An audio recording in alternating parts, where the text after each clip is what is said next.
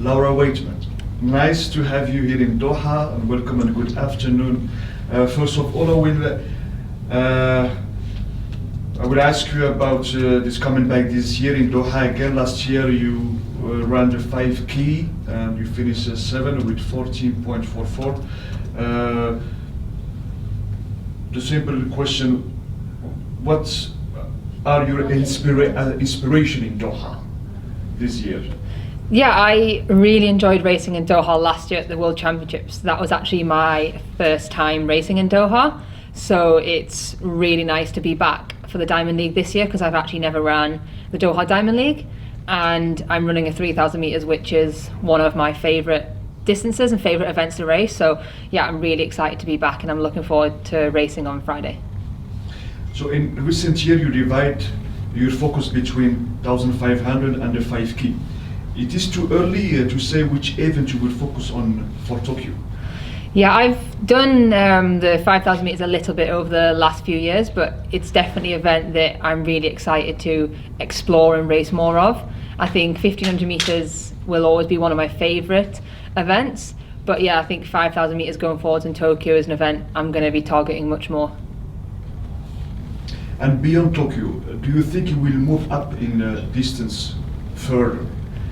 I think for now, for the foreseeable future, I see 5,000 meters as my competitive track distance. I will always maybe someday want to try a 10,000 meters just to explore that, just to see possibly what I could run. But as a championship event, 5,000 meters is going to be my focus for the next few years. This is the third question. So, do you think perhaps you will try an event that involves a few barriers or a water jump? I think a few people often joke that I should try the steeplechase. I think based on my 3,000 meter PB and 5,000 meter strength, but yeah, I think I'd be scared to go over the barriers, especially the water jump. So I think I'll stick to the flat races for now. All right.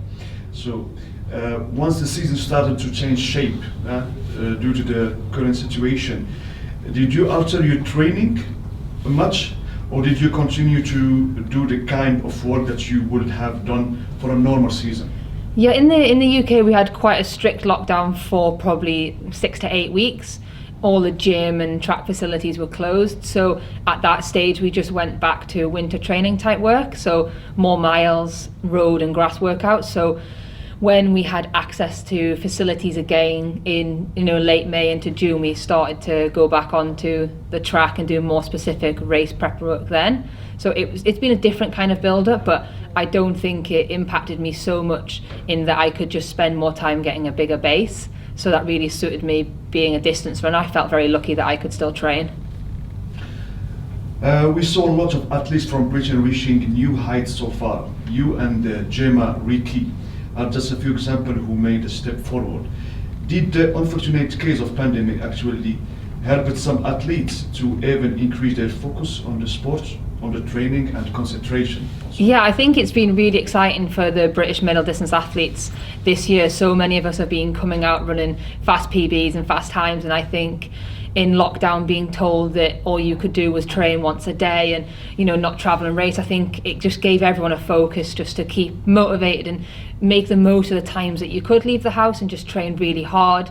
And I think everyone missed racing so much that for me, when Monaco being my first track race was announced as going ahead back in June, for me I was really excited and I said that's my championships of the year. I really targeted that, and then after that every race since has been a big bonus. So for me, I just realised how much I missed racing, and I trained so hard to be ready just in case, because I didn't want to sit the year out, because I know next year with the Tokyo Olympics I needed this season to be faster and stronger for next year.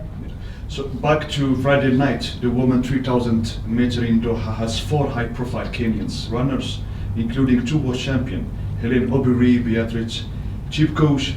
You recently ran a new PB, as I said, in 1,500 in Berlin.